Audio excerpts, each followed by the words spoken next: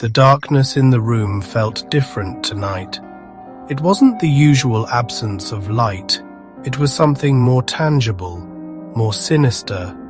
A weight, a presence, a feeling that I was no longer alone in my sanctuary. The air itself seemed to thicken, making it difficult to breathe, as if the darkness was actively trying to suffocate me. Heavier, suffocating, pressing down on me. It was a physical sensation, like being buried alive under a mountain of shadows. Every corner of the room seemed to hold its breath, anticipating something terrible. The silence was deafening, amplifying the feeling of dread that was slowly creeping into my heart. My eyes snapped open, jolted awake from a sleep that offered no rest, only a deeper descent into unease. The suddenness of it left me disoriented, struggling to grasp the reality of my surroundings, but my body wouldn't move. It was as if an invisible force had taken hold, rendering me a prisoner in my own flesh. Panic began to set in as I realized the extent of my helplessness. I was trapped, paralyzed, panic rising in my chest, a suffocating wave threatening to drown me. My breath came in short, shallow gasps as my mind raced, desperately searching for a way out of this terrifying predicament. I strained to move, but my muscles were stone, unresponsive to my desperate commands. Each failed attempt only intensified the feeling of helplessness, fueling the growing panic within me. It was a battle against my own body, a fight I seemed destined to lose. My gaze fixed helplessly on the ceiling. The patterns of the plaster seemed to swirl and shift, mocking my immobility.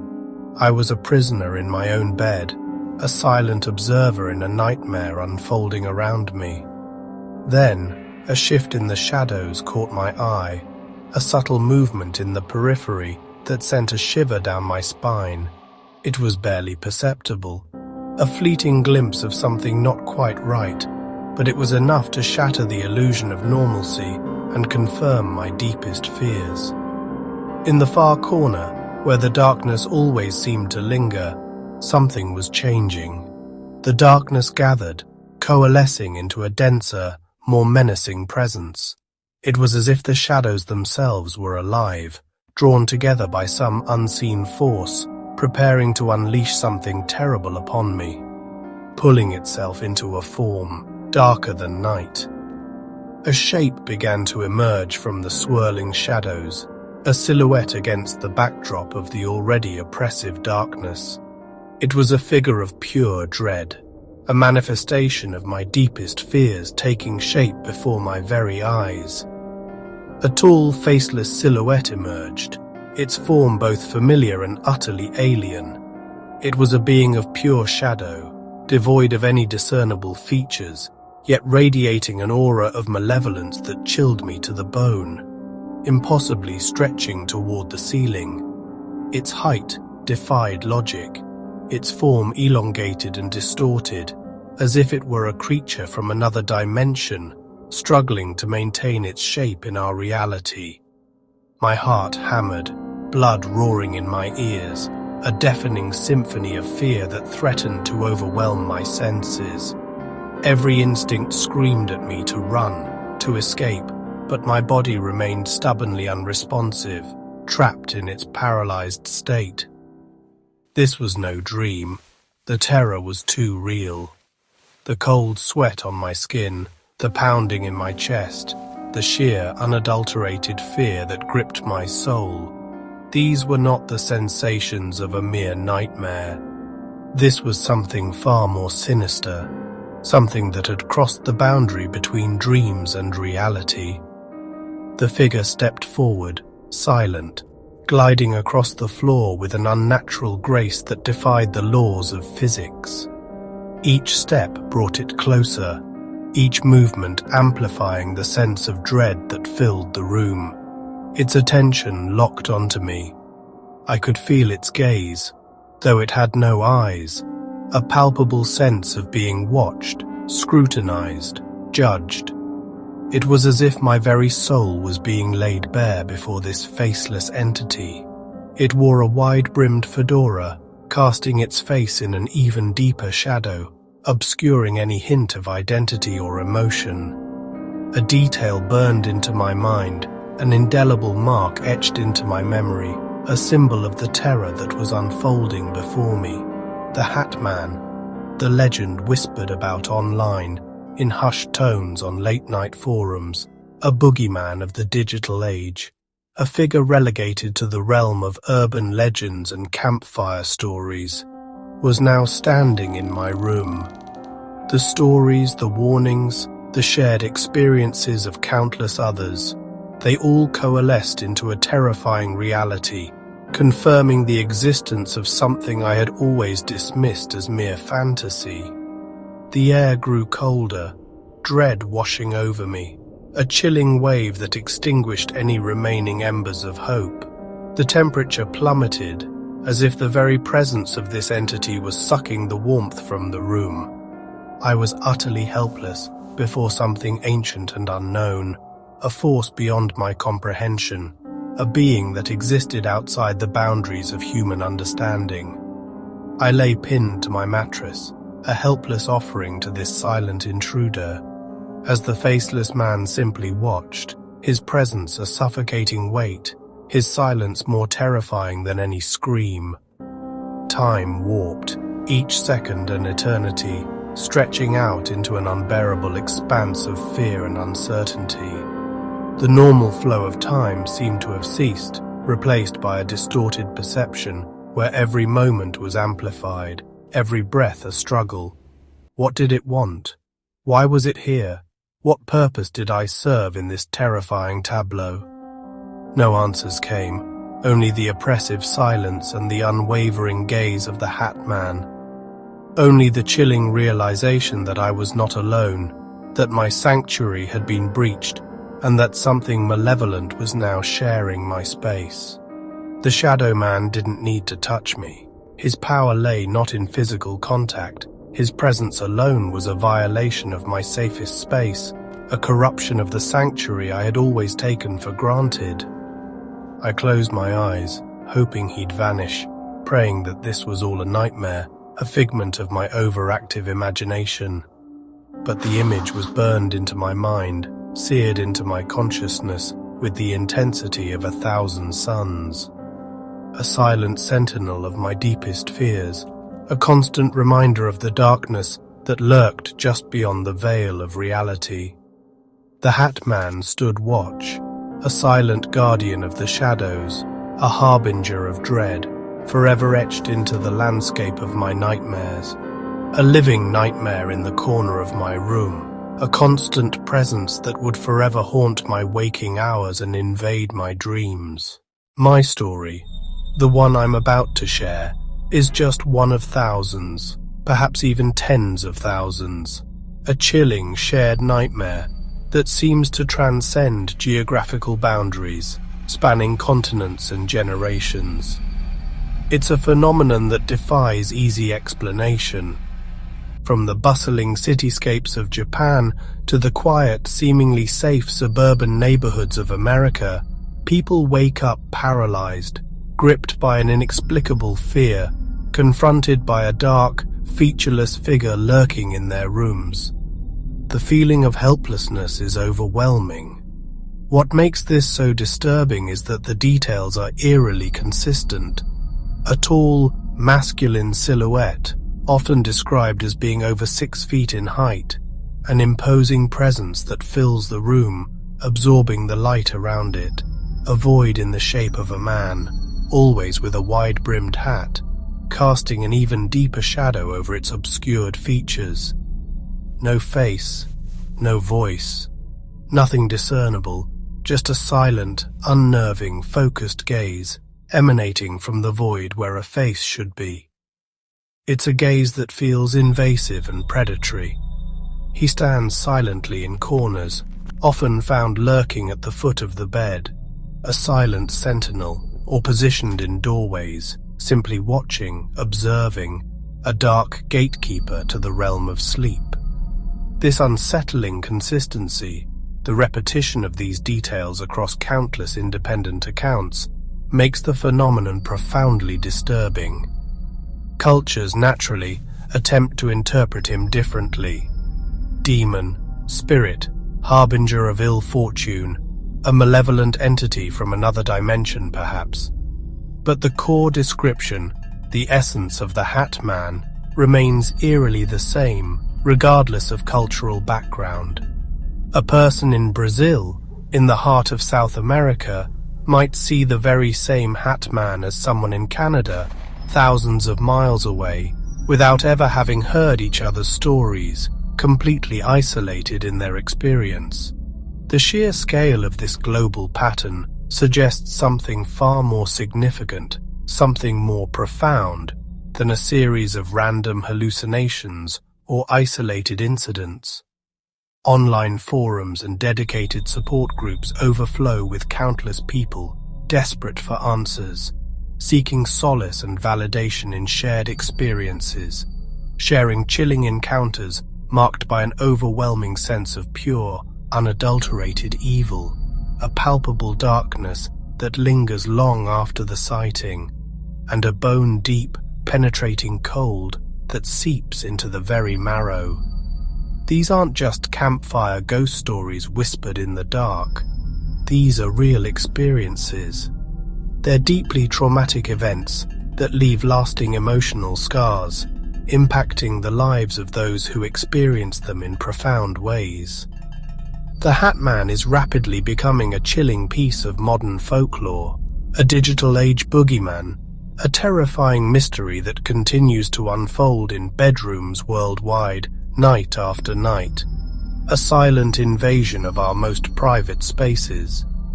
And the stories, the chilling accounts of encounters with the Hat Man, keep coming, painting a disturbing picture of a phenomenon that refuses to be ignored.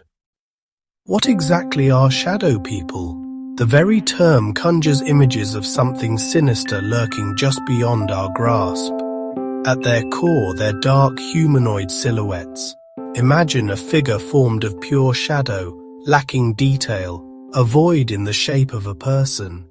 These entities are featureless, often glimpsed in the periphery of your vision, that fleeting moment when you think you saw something out of the corner of your eye.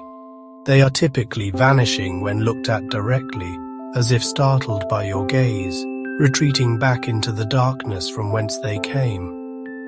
But within this shadowy realm, one figure stands apart, a recurring character in the theatre of the strange, the Hat Man. Unlike his fleeting brethren, he lingers, solid and tall, a more defined presence in the darkness. He doesn't simply flit at the edge of sight. He is always seen with his signature hat, a detail that sets him apart and makes him all the more unsettling. Why the hat? What purpose does it serve this being of shadow? Some say it's a symbolic archetype, a representation of authority, or perhaps a disguise, a way to appear more human, or at least more familiar. Others think it's meant to be memorable and menacing, a deliberate choice to instill fear and leave a lasting impression on those who witness him. But it's not just his look, the hat, the height, the solid form. It's the dread he brings, the overwhelming sense of unease and foreboding that accompanies his presence. Witnesses report experiencing overwhelming terror, a primal fear that grips them from the inside out. It's as if he feeds on fear, growing stronger as panic intensifies, drawing energy from the terror he inspires. This emotional vampirism, this draining of positive energy, is a common thread in shadow people encounters, a shared experience that links these disparate sightings. Of course, other shadow entities exist, each with their own unique characteristics and unsettling presence. There are hooded figures, cloaked in shadow, their faces obscured, adding an extra layer of mystery and menace. And crawling shapes, amorphous entities that slither and creep, defying human form and unsettling our sense of order. There's the old hag, a figure often associated with sleep paralysis, a crushing weight, and a feeling of being watched. But even amongst this collection of nightmarish figures, the Hat Man remains the most infamous, the most frequently reported, and perhaps the most terrifying. Each brings its own flavor of terror, its own unique way of unsettling the human psyche. But all belong to the same dark family, haunting the edges of our perception, lurking just beyond the veil of what we consider reality. And in many ways, the Hat Man is the face of this phenomenon, the representative of this shadowy realm. He is distinct, unforgettable, and deeply disturbing, a figure that once seen is never truly forgotten. He is the shadow that lingers long after the night ends, a chilling reminder that something else may be out there, watching from the darkness. Science points to sleep paralysis as the root of the Shadow Man phenomenon. During REM sleep, our brains paralyze our muscles to keep us from acting out dreams. Sometimes, we wake up before our bodies do conscious, but unable to move. In this terrifying state, the brain can conjure vivid hallucinations.